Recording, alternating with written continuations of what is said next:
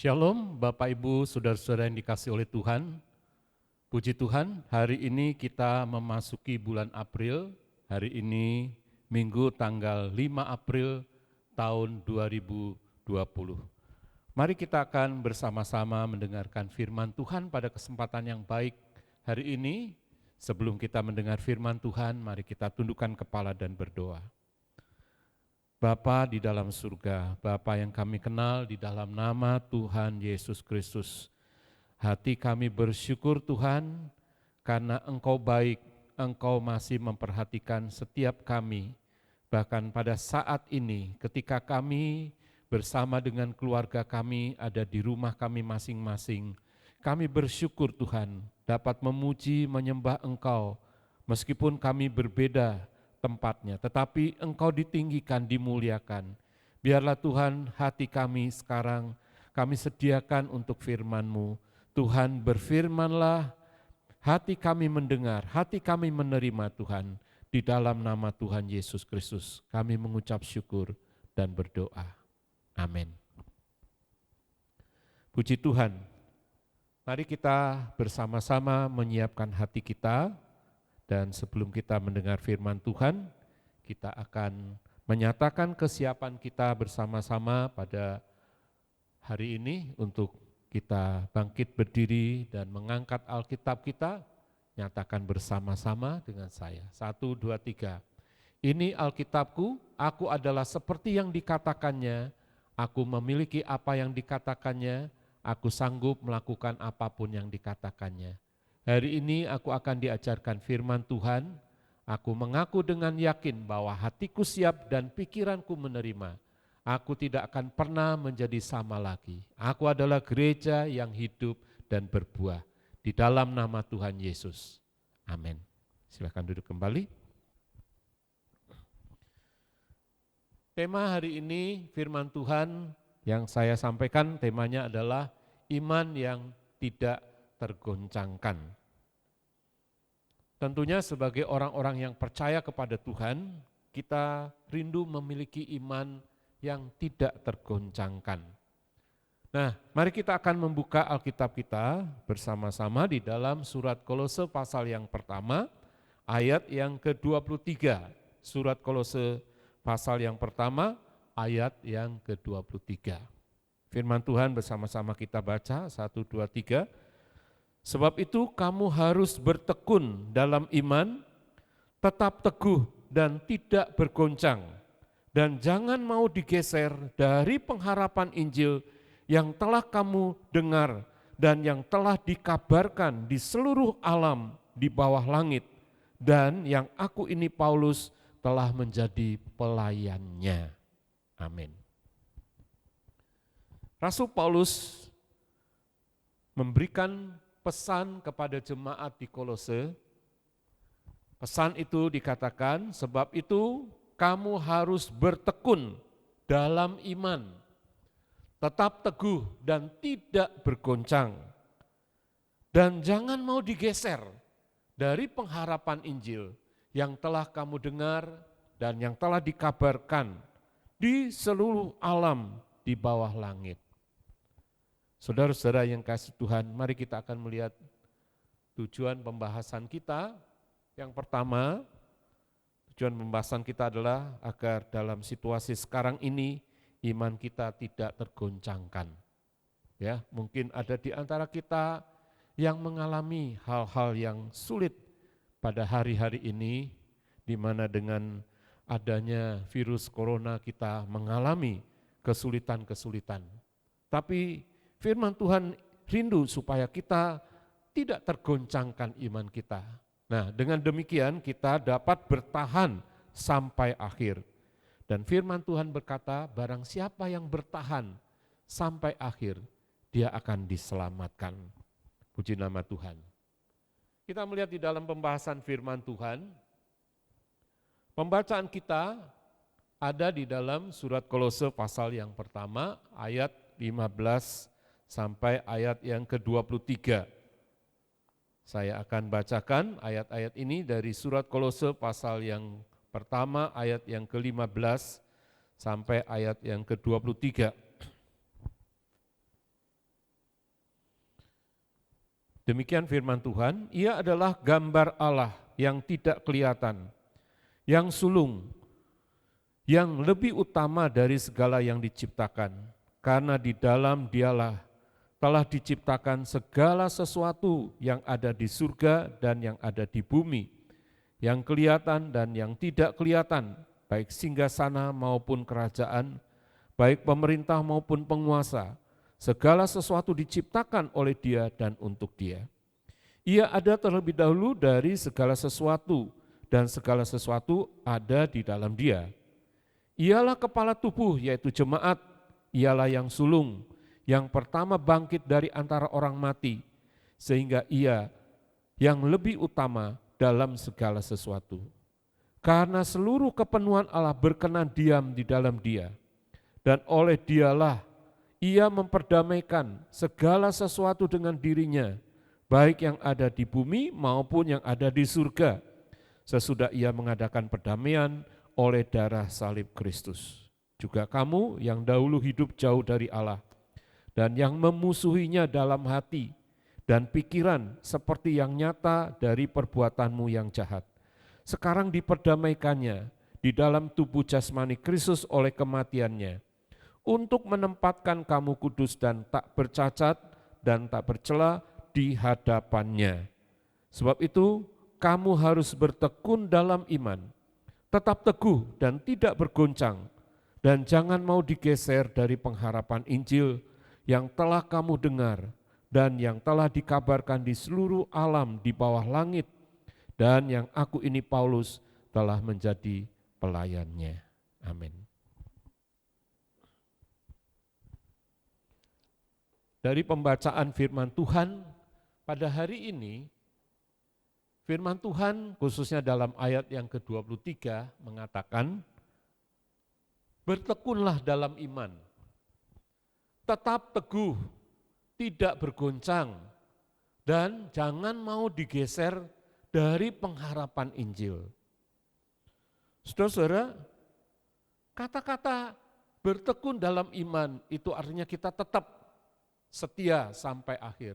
Tetap teguh itu identik ya. Tidak bergoncang itu sama juga dengan tetap teguh di dalam iman. Dengan kata-kata seperti ini Rasul Paulus ingin menerangkan kepada kita bahwa kita harus tetap di dalam Tuhan, tidak boleh tergoncangkan oleh apapun juga. Bahkan dalam ayat ini dikatakan jangan mau digeser dari pengharapan Injil. Nah, saudara, tentu kita rindu apa yang dikatakan oleh Rasul Paulus ini terjadi di dalam hidup kita, yaitu kita memiliki iman yang tidak tergoncangkan. Tapi bagaimanakah kita dapat memiliki iman yang tidak tergoncangkan, iman yang teguh, bahkan kita tidak mau digeser dari pengharapan Injil. Ya, jika kita melihat kenyataan pada akhir-akhir ini ada banyak orang-orang yang imannya goncang atau mereka digeser dari pengharapan Injil. Karena itu dalam pembahasan ini kita akan menemukan beberapa hal bagaimana supaya kita memiliki iman yang teguh, iman yang tidak tergoncangkan. Bagian yang pertama, saudara, dari pembacaan ini, ya, kita tahu bahwa bagian yang pertama supaya iman kita tidak tergoncangkan adalah kita harus mengenal siapa yang kita percayai. Nah, seringkali kita tidak kenal atau kita tidak tahu siapa yang kita percayai, mengapa kita harus percaya? Saudara, tapi ayat-ayat ini menunjukkan kepada kita bahwa firman Tuhan rindu supaya kita itu mengenal kepada Tuhan. Ya, saya bacakan lebih dulu di dalam kitab Hosea pasal yang keempat, ayat yang ke-6, dalam perjanjian lama dikatakan, Hosea 4 ayat 6, umatku binasa karena tidak mengenal Allah. Karena engkaulah yang menolak pengenalan itu. maka aku menolak engkau menjadi imamku. Dan karena engkau melupakan pengajaran Allahmu, maka aku juga akan melupakan anak-anakmu. Perhatikan firman Tuhan. Pasti ketika Tuhan mengucapkan kata-kata ini, dia mengucapkan dengan nada yang sedih. Karena dikatakan umatku binasa karena tidak mengenal aku, tidak mengenal Allah. Dan karena mereka tidak mengenal Allah, maka dikatakan mereka binasa. Karena engkau melupakan aku, maka aku pun melupakan engkau. Karena engkau menolak aku, maka aku pun menolak engkau. Saudara, kemudian di dalam Hosea pasal yang ke-6, ayat yang pertama sampai ayat yang ke-6, saya bacakan. Firman Tuhan Hosea 6 ayat 1 sampai 6. Mari kita akan berbalik kepada Tuhan, sebab dialah yang telah menerkam dan yang akan menyembuhkan kita, yang telah memukul dan yang akan membalut kita. Ia akan menghidupkan kita sesudah 2 hari. Pada hari yang ketiga ia akan membangkitkan kita dan kita akan hidup di hadapannya. Marilah kita mengenal dan berusaha sungguh-sungguh mengenal Tuhan. Ia pasti muncul seperti fajar. Ia akan datang kepada kita seperti hujan pada akhir musim yang mengairi bumi.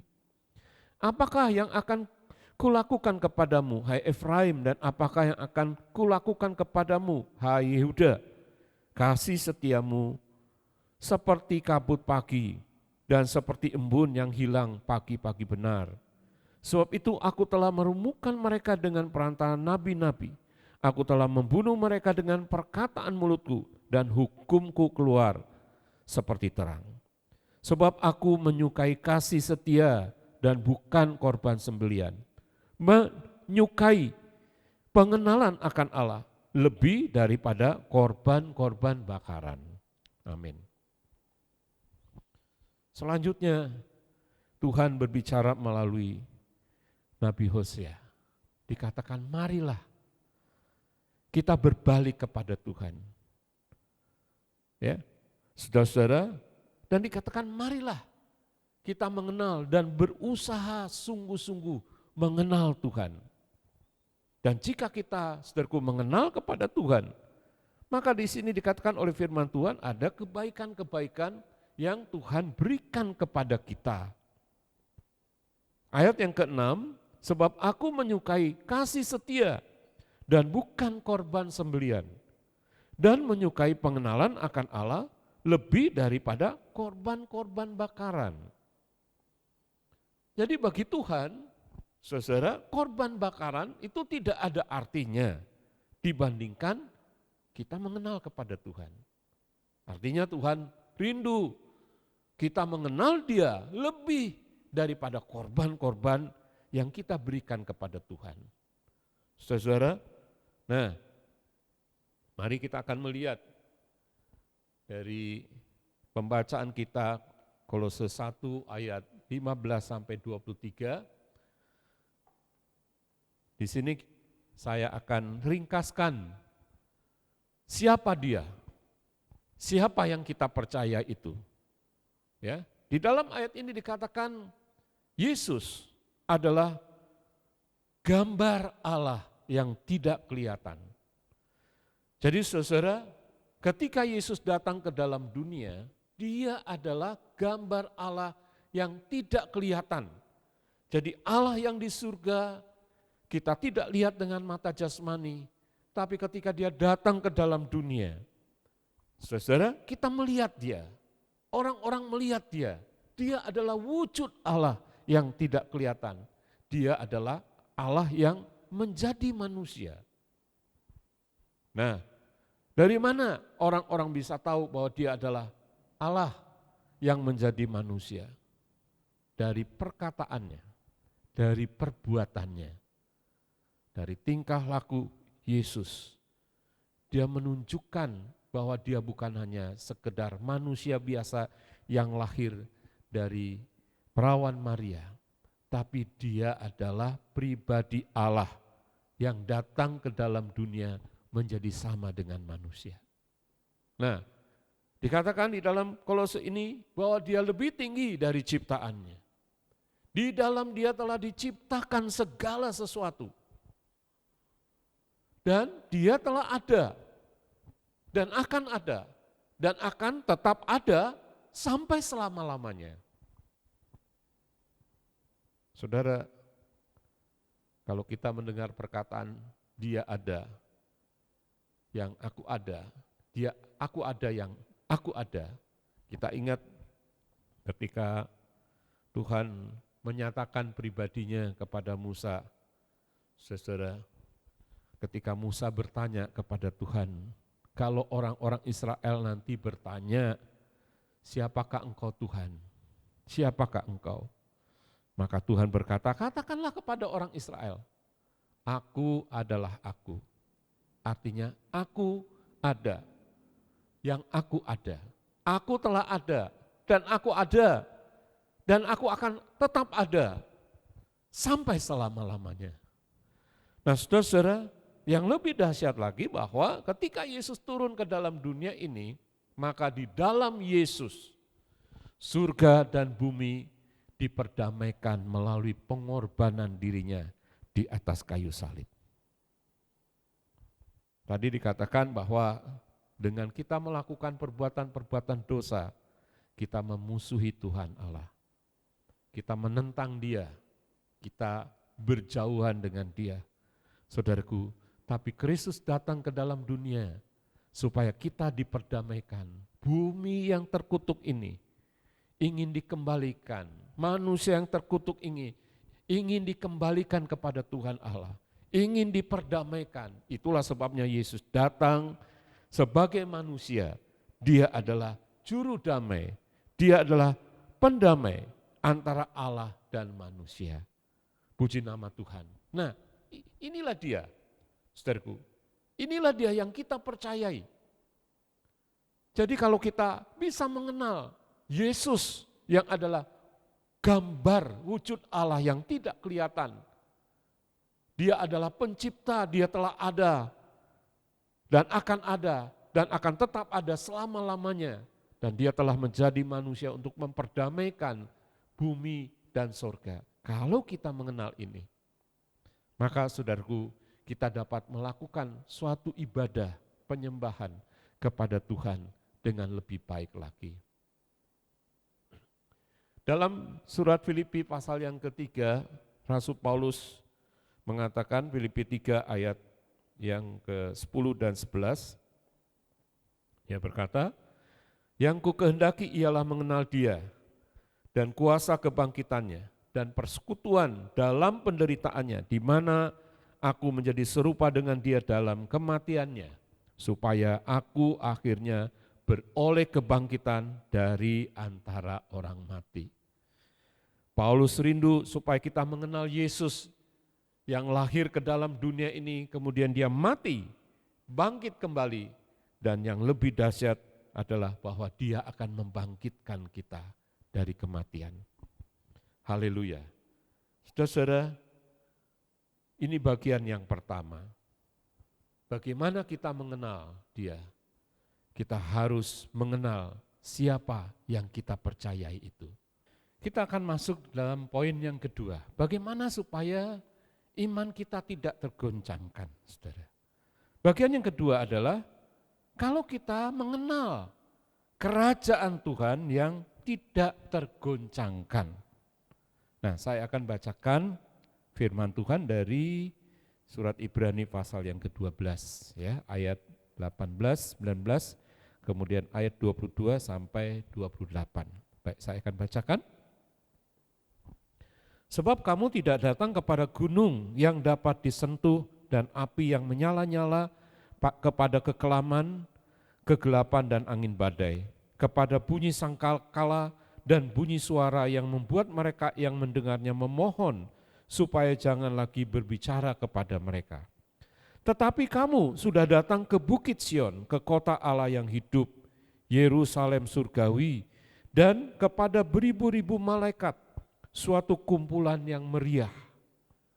dan kepada jemaat anak-anak sulung yang namanya terdaftar di surga, dan kepada Allah yang menghakimi semua orang, dan kepada roh-roh orang-orang benar yang telah menjadi sempurna, dan kepada Yesus pengantara perjanjian baru, dan kepada darah pemercikan yang berbicara lebih kuat daripada darah Habel. Jagalah supaya kamu jangan menolak Dia yang berfirman. Sebab jikalau mereka yang menolak Dia yang menyampaikan firman Allah di bumi tidak luput, apalagi kita, jika kita berpaling dari Dia yang berbicara dari surga. Waktu itu suaranya menggoncangkan bumi, tetapi sekarang Ia memberikan janji, satu kali lagi aku akan menggoncangkan bukan hanya bumi saja, melainkan langit juga. Ungkapan satu kali lagi menunjuk kepada perubahan pada apa yang dapat digoncangkan, karena Ia dijadikan supaya tinggal tetap apa yang tidak tergoncangkan.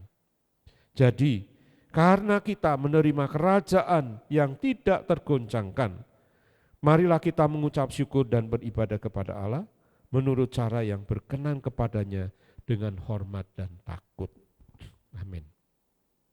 Bagian yang kedua, supaya iman kita tidak tergoncangkan adalah kita harus mengenal bahwa kerajaan Allah adalah kerajaan yang tidak tergoncangkan.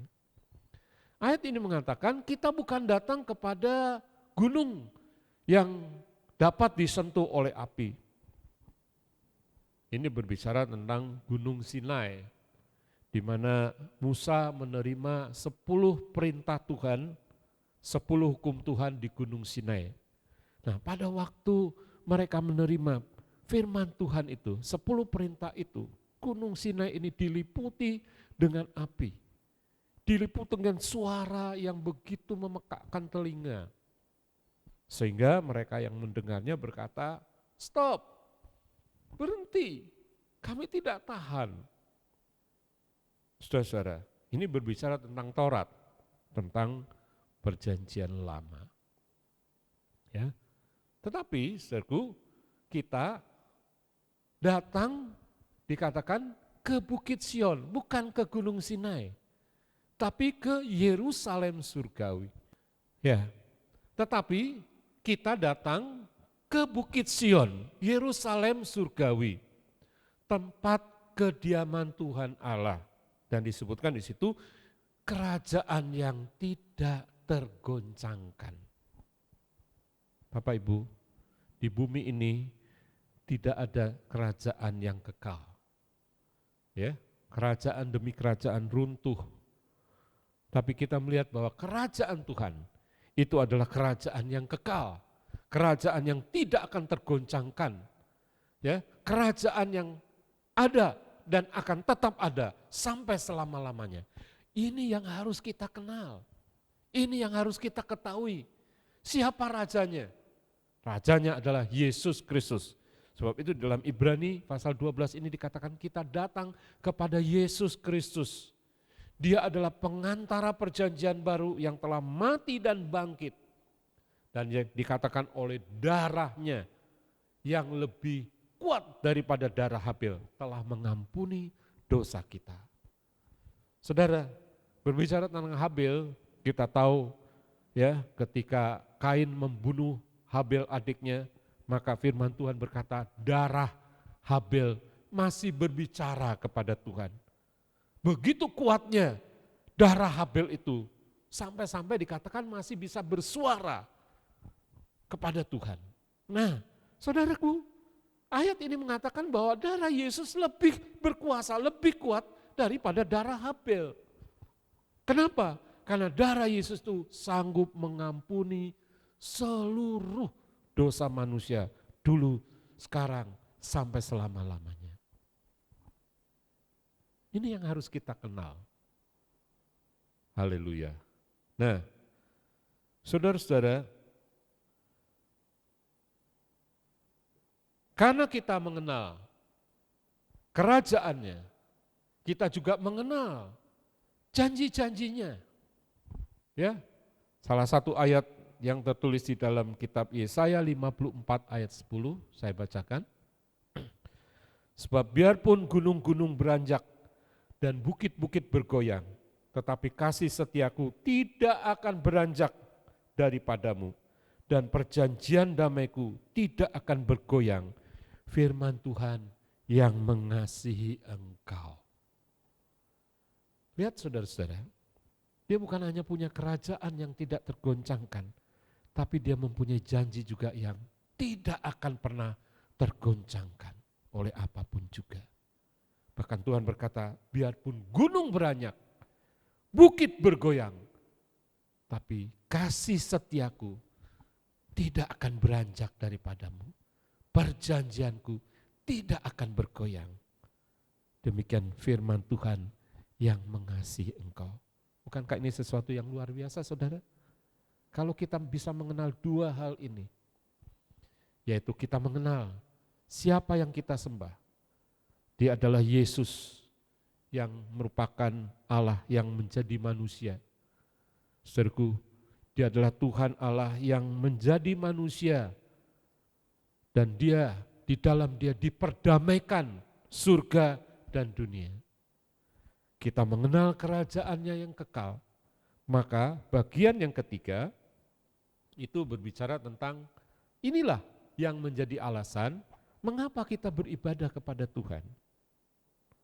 Saudara, orang yang tidak mengenal kepada Tuhan, tidak mengenal kekekalan kerajaannya, tidak menyembah kepada Tuhan. Kenapa kita kurang hormat kepada Tuhan? Karena kita tidak mengenal kepada Tuhan.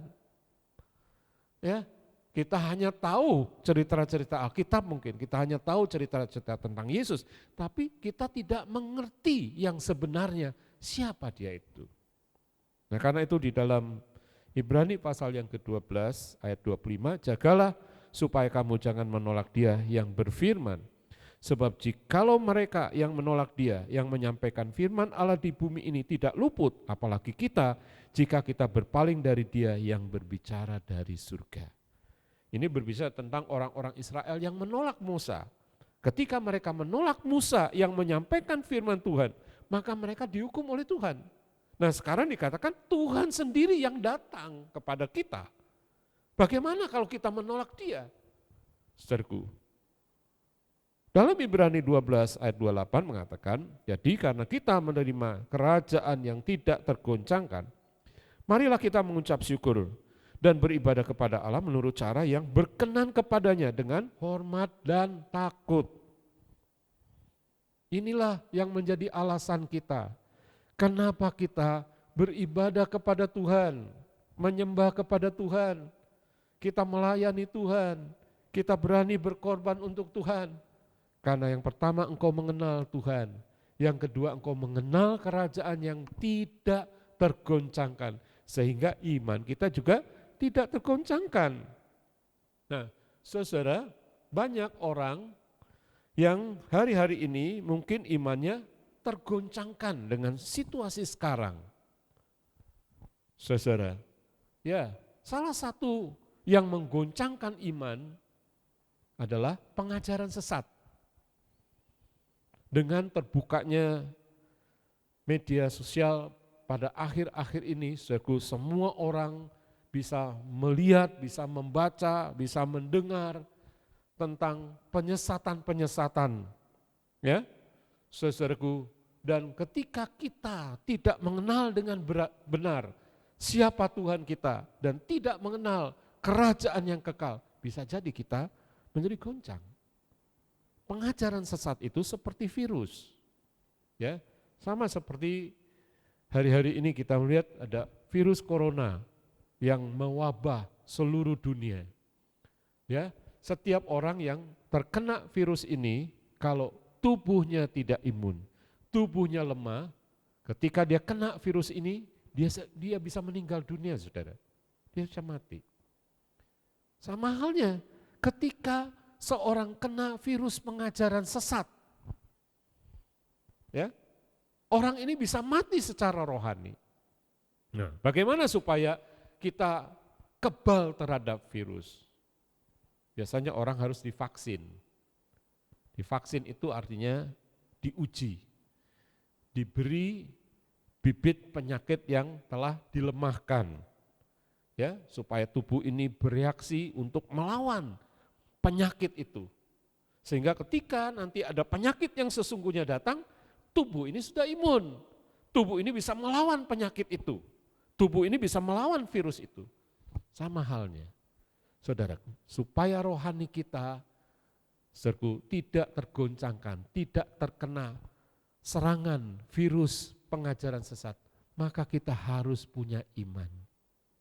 Tubuh kita harus imun, rohani kita harus punya iman.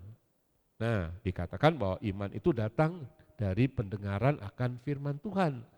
Roma pasal yang ke-10 ayat yang ke-17, iman timbul dari pendengaran akan firman Tuhan. Jadi hari-hari ini, saudaraku, kita lebih banyak mendengar firman Tuhan daripada mendengar kabar-kabar buruk di luar. Ya, saudaraku, ini penting bagi kita. Supaya apa, saudaraku? Supaya kita tidak tergoncangkan. Dan dengan demikian kita bisa beribadah kepada Tuhan dengan rasa hormat. Karena kita mengenal siapa yang kita sembah, siapa yang kita percayai. Dan kita juga mengenal bagaimana kerajaannya yang kekal. Saudaraku, sebagai sesi penerapan dari pembahasan firman Tuhan ini, pertama kita mengenal Yesus, Allah yang menjadi manusia. Dia mati di salib, bangkit, dan akan membangkitkan kita. Dia juga adalah Raja Surga, dan kerajaannya tidak tergoncangkan.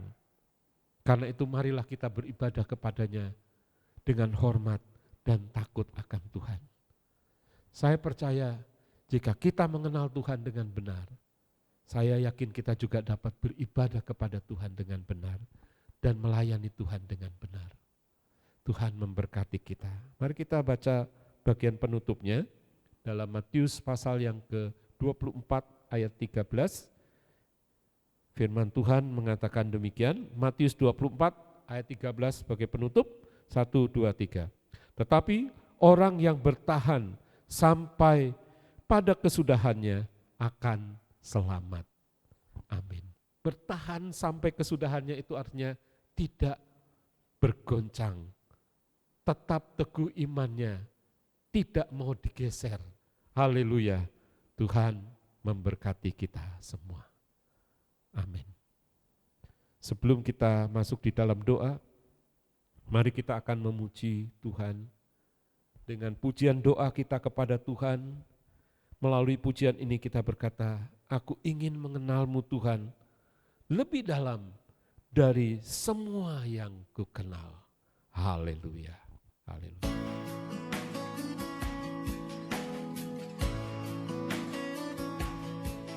Bila buka mataku dan lihat wajah-Mu,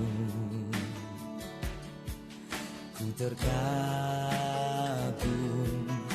bila ku lihat hidupku dan karya tangan-Mu.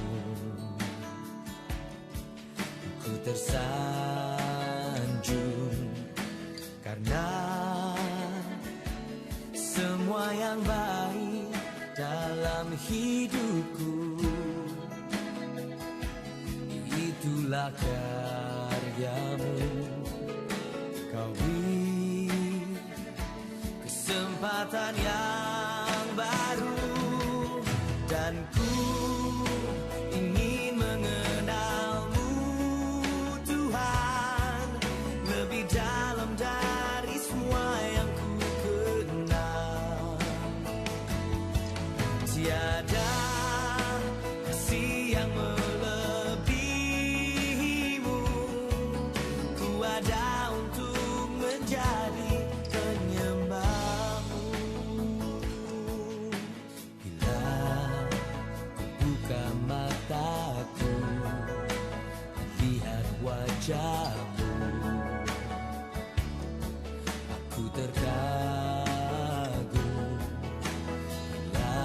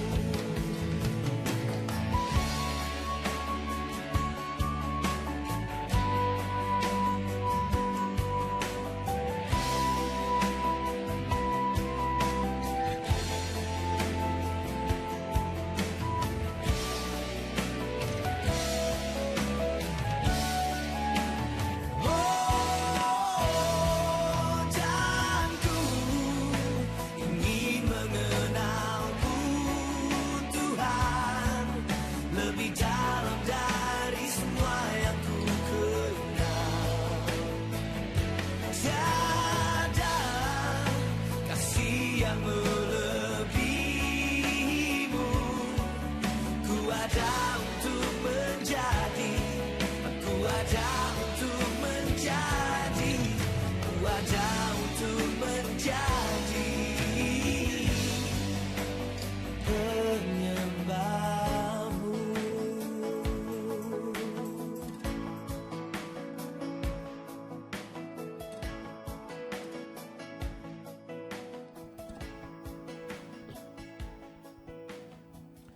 Mari kita akan berdoa. Bapa, kami mengucap syukur karena hari ini kami masih dapat mendengar firman-Mu. Firman-Mu itu adalah kebenaran yang memerdekakan kami. Dari firman-Mu itulah kami mengenal Engkau Tuhan. Dari firman-Mu itulah kami mengenal kerajaan-Mu yang tidak tergoncangkan. Karena itu Tuhan, kami dapat beribadah kepada Engkau dengan penuh rasa syukur, dengan penuh rasa terima kasih, dengan hormat kepada Engkau. Terima kasih Bapa di surga. Dan hari ini Engkau melihat setiap hati kami yang sudah mendengar firman-Mu. Tuhan, Engkau sudah memberkati setiap rumah tangga kami yang hari ini beribadah kepada Engkau. Dan kami percaya Tuhan bahwa iman kami tidak akan tergoncangkan oleh apapun juga. Karena kami mengenal Engkau, Yesus. Karena kami mengenal kerajaan-Mu yang tidak tergoncangkan itu. Bapa, sekarang kami berdoa untuk setiap keluarga. Diberkatilah kiranya setiap keluarga kami. Diberkatilah setiap anak-anak kami. Diberkatilah setiap usaha pekerjaan kami. Terima kasih Tuhan, terpujilah nama-Mu, terpujilah nama-Mu. Di dalam nama Tuhan Yesus Kristus, semua kita yang percaya dan mengasihi Tuhan berkata, amin. Amin.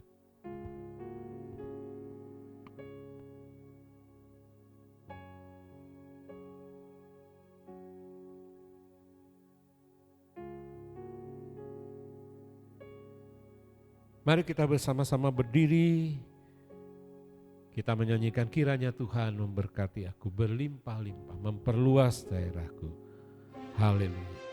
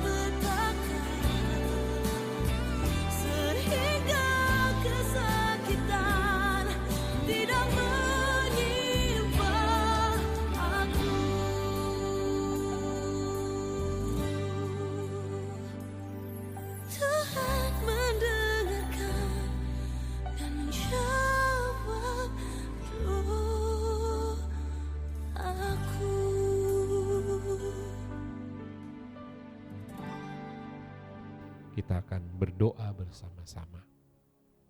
Mari kita berdoa. Diberkatilah engkau pada waktu masuk dan diberkatilah engkau pada waktu keluar. Dan Tuhan memerintahkan berkat di dalam lumbungmu dan di dalam segala usahamu. Tuhanlah yang menetapkan kita untuk menjadi umat-Nya yang kudus. Dan Tuhan melimpahi kita dengan segala kebaikannya. Tuhan mengangkat kita menjadi kepala dan bukan ekor. Dan kita akan tetap naik, bukan turun. Terpujilah Tuhan kekal selama-lamanya. Mari kita mengangkat kedua tangan kita menadahkannya kepada Tuhan. Tuhan memberkati engkau dan melindungi engkau. Tuhan menyinari engkau dengan wajah-Nya dan memberi engkau kasih karunia. Tuhan menghadapkan wajah-Nya kepadamu dan memberi engkau damai sejahtera di dalam nama Bapa, Putra, dan Roh Kudus, yaitu dengan nama Tuhan Yesus Kristus. Semua kita yang percaya dan mengasihi Tuhan, sama-sama katakan, amin. Tuhan memberkati kita semua.